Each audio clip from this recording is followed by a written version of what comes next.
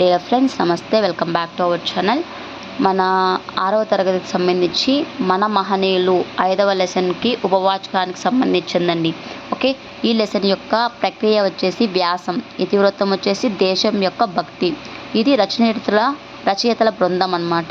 Next అమరజీవి పొట్టి శ్రీరాములు గురించి మనం ఈ లెసన్లో నేర్చుకుంటాం. ఈయన మరణం వచ్చేసి 1952 డిసెంబర్ 16 మంగళవారం నాడు ఈయన మరణించారు.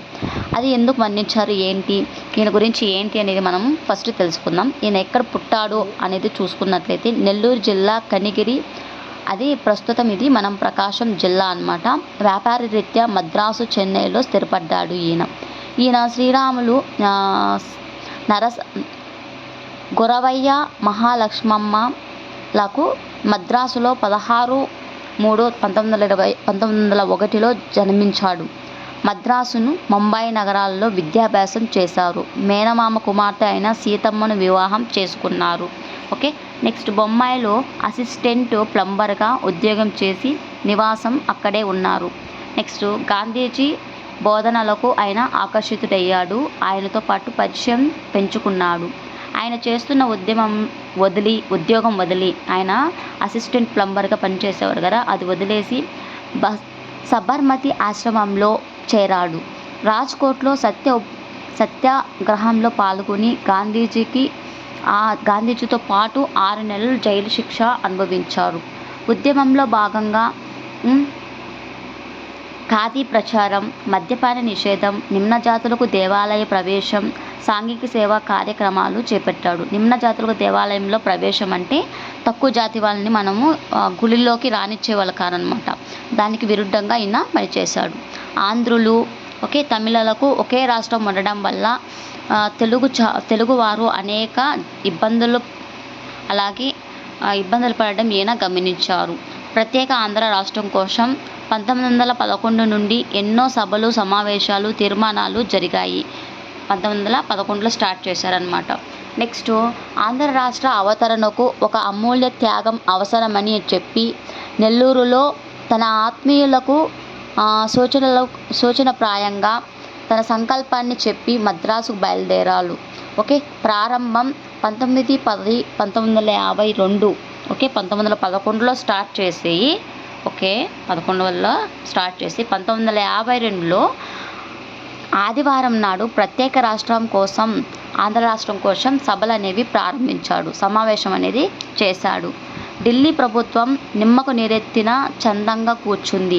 ఇలా సమావేశం చేసినప్పటికీ వాళ్ళు ఏం పట్టించుకోలేదన్నమాట. 15/12/1952లో రాత్రి 11:30 చనిపోయాడు ఈయన. ఓకే, నెక్స్ట్ నెహ్రూ ఆంధ్ర రాష్ట్రం ఇస్తున్నాం అంటూ ఆందోళన చేసేంత వరకు ఆ ప్రజలు అనేవాళ్ళు, మన తెలుగు రాష్ట్రంలో ఉన్న ప్రజలు 3 రోజుల పాటు ఆందోళనలు చేపట్టారు. అందువల్ల నెహ్రూ ఆంధ్ర రాష్ట్రం ఇస్తున్నాం అంటూ ఆయన నినాదం ఇచ్చాడనమాట. 1/10/1953లో కర్నూలు మన రాజధానిగా, ఆంధ్రప్రదేశ్ రాజధానిగా ఇచ్చారు. ఎవరు? నెహ్రూ గారు. అమరజీవి ఎవరు? అమరజీవి అంటే ఏంటి? మన కోసం ప్రాణాలను వదిలేశారనమాట. ఎవరైనా శ్రీ పొట్టి శ్రీరాములు గారు. జాతీయ జెండా రూపశిల్పి ఎవరండి? పింగళి వెంకయ్య. దీనికి సంబంధించిన 2వ వ్యక్తి ఎవరంటే జాతీయ జెండా రూపశిల్పి పింగళి వెంకయ్య. జెండా వెంకయ్య ప్రసిద్ధుడైన పింగళి వెంకయ్య గారు 1978 ఆగస్టు 2వ తేదీన కృష్ణా జిల్లాలోని బట్ల పెనుమరులో జన్మించారు. చూడు, ఆగస్టు 2వ తేదీ జన్మించారు ఈయన. ఓకే, 19 సంవత్సరాలు దేశభక్తితో సైన్యంలో చేరారు. 19 సంవత్సరాలకే దేశభక్తితో సైన్యంలో చేరారు. గాంధీ గారితో పరిచయం ఉండడం వల్ల స్వతంత్ర ఉద్యమానికి బాట అంటే స్వతంత్ర ఉద్యమానికి ఆయన వెళ్ళాడనమాట. 1906లో కలకత్తాలో జరిగిన జాతీయ కాంగ్రెస్ మహాసభలకు పింగళి వెంకయ్య గారు హాజరయ్యారు. అక్కడ బ్రిటిష్ జెండా ఎగరవేశారు. అది ఆయనకి నచ్చలేదు. 1921వ సంవత్సరంలో విజయవాడలో జరిగిన అఖిల భారతీయ కాంగ్రెస్ సమావేశంలో గాంధీజీ పింగళి వెంకయ్య గారికి జాతీయ పతాకాన్ని చిత్రించమని అడిగగా ఆయన 3 గంటల వ్యవధిలోనే రూపొందించి జాతీయ పతాకాన్ని తయారు చేశాడు. అక్కడ కాషాయం రంగు త్యాగానికి దేశభక్తికి ప్రతీకగాను, తెలుపు రంగు శాంతికి సత్యానికి చిహ్నంగాను, ఆకుపచ్చ రంగు వచ్చేసి సమృద్ధికి నమ్మకానికి గుర్తుగాను ఆయన పరిచయం చేశాడు.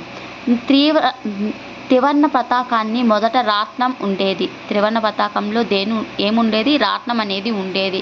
కానీ తర్వాత అశోక ధర్మచక్రాన్ని చేర్చారు. ఇది మన యొక్క ఆంధ్రుల ఈ పింగళి వెంకయ్య అనే ఆయన మన ఆంధ్రుడు. అది మనకి ఒక గర్వకారణం. ఇక ఆయన 4/7/1962న మరణించాడు. 4/7/1963 ఆ రోజున ఆయన మరణించాడు. నెక్స్ట్ జాతీయ ప్రతిజ్ఞ నిర్మాత పైడిమర్రి వెంకట సుబ్బారావు గారు. 1962వ సంవత్సరంలో భారత్ చైనా యుద్ధం ముగిసిన తర్వాత విద్యార్థులలో దేశభక్తి ప్రాథమిక దశ నుండే ఉండాలి అనే భావంతో సుబ్బారావు గారికి కలిగింది. అందువల్ల ఆయన జాతీయ ప్రతిజ్ఞను భారతదేశం నా మాతృభూమి అని స్టార్ట్ చేస్తాం కదా, అది ఆయన రాశారు. తెన్నేటి విశ్వనాథం గారితో చర్చించి ప్రభుత్వం దృష్టికి తీసుకెళ్లారు. ప్రతిజ్ఞ విలువలు అవసరాన్ని వివరించి 1964లో బెంగళూరులో ప్రముఖ న్యాయ నిపుణుడు అయిన సహ్మద్ కరీంచాగ్లా అధ్యక్షతన కేంద్రీయ విద్యా సలహా మండలిలో సమావేశంలో జాతీయ ప్రతిజ్ఞగా దీనిని స్వీకరించారు. 1962వ సంవత్సరం నుంచి భారతదేశం అంతటా ఇది అన్ని భాషలలోనూ అన్ని పుస్తకాలలోనూ చేర్చారు. ఓకే, ఇక జననం ఈయన ఎప్పుడు జన్మించారు అంటే నల్గొండ జిల్లాలోని అన్నెపర్తి గ్రామంలో 1916 జూన్ 10వ తేదీన వెంకటరామయ్య రాంబాయమ్మలకు జన్మించారు. బాల్యంలోనే తల్లి రామాయణం మహాభారతాలను చెప్పేది. 1962 సంవత్సరంలో విశాఖపట్టణంలో ట్రెజరీ అధికారిగా పనిచేసేవారు. పుస్తక సేకరణ, పఠనం, కవితా వ్యాసంగం, వేద అధ్యయనం చేసేవారు. భూస్వామ్య పద్ధతిలోని వెట్టి చాకిరీని నిరసిస్తూ ఎన్నో కథలు రాశారు. అప్పటి కాలంలో భూస్వామ్య పద్ధతిలోనే ఇవి ఉండేవన్నమాట. వాళ్ళు వెట్టి చాకిరీ చేసేవాళ్ళనమాట. దానికి వ్యతిరేకంగా ఆయన పనిచేశారు. అనేక కథలు కూడా రాశారు. పద్య కావ్యాలు దేవదత్తుడు, తులసీదాసు, త్యాగరాజు అనే రచనలు ఆయన రాశారు. నెక్స్ట్ గృహస్థ జీవితం, ధర్మము, తార, శ్రీమతి అనే నాటకాలు రాశారు. రామాయణం, వెంకట స్తుతులు అనే రచనలు కూడా ఆయన రాశారు. ఇదండి. ఇక నెక్స్ట్ వన్ చూసుకున్నట్లయితే సుందర కవి శంకరంబాడి సుందరాచారి. బెనార్ విశ్వవిద్యాలయంలో సాయంత్రం 4 గంటలు అయింది. తెలుగు విద్యార్థులందరూ సమావేశానికి వచ్చి కూర్చున్నారు. అతిథి కోసం ఎదురు చూస్తూ ఉన్నారు. 4 గంటలు అయింది, 4:30 గంట అయింది, 5 గంటలు అయింది, 5:30 గంట కూడా అయింది. కానీ అతిథి అక్కడికి ఇంకా రాలేదు. 6 గంటల సమయంలో ఈయన వచ్చారు. ఎవరండి ఆయన అంటే నేత బట్టలు ధరించిన, చేతిలో ఒక సంచితో వేదికపైకి నడుచుకుంటూ వస్తున్నారు. ఎవరు ఆయన అంటే శంకరంబాడి సుందరాచారి గారు. ఇప్పుడు వచ్చాడయ్యా, ఎప్పుడు వదులుతాడో ఏమో అంటూ ఒక కుర్రవాడు అన్నాడు. అది గమనించిన శంకరంబాడి సుందరాచారి ఆ అబ్బాయిని లేచి, అబ్బాయి నువ్వే కదా, ఇప్పుడు వచ్చాడయ్యా, ఎప్పుడు వదులుతాడో ఏమో అన్నావు కదా, ఓకే నీకు ఒక సవాల్ విసురుతున్నాను. ఏమిటది అంటే నేను చెప్పడం ప్రారంభిస్తాను, అది మధ్యలో నీకు వెళ్ళాలి అనిపిస్తే వెళ్ళు అంటూ ఆయన సవాల్ విసిరాడు. అందరూ ఆందోళనగా చూస్తున్నారు. ఎందుకని అంటే వచ్చిందే లేటుగా వచ్చాడు, మళ్ళీ సవాళ్ళు కూడా విసురుతున్నారు, ఈయన ఏమి చెప్తారా అని అందరూ అలా చూస్తూ ఉండిపోయారు. కానీ ఆయన ఏమి ప్రారంభించాడు? మన భారతదేశం యొక్క గొప్పతనాన్ని, అలాగే మన పల్లెల్లో ఆడపడుచులు, అలాగే నిద్ర లేచిన వెంటనే పిల్లలు చేసే, అలాగే ఆడపడుచులు ఇంటి ముందు ముగ్గులు వేసేటప్పుడు చేసే అలంకరణలు, వీటన్నింటి గురించి ఆయన చెప్పుకోవడం ప్రారంభించారు. కనుక కొంతసేపటికి ఆ శంకరంబారి సుందరాచారి అబ్బాయి నువ్వే కదా అన్నావు, 1:30 గంట అయింది, ఇక నువ్వు ఇంకా నువ్వు వెళ్ళలేదేం, వెళ్ళువు అన్నాడు. అప్పుడు ఆ అబ్బాయి నన్ను వదిలే స్వామి అంటూ ఆయన్ని బ్రతిమాలాడు.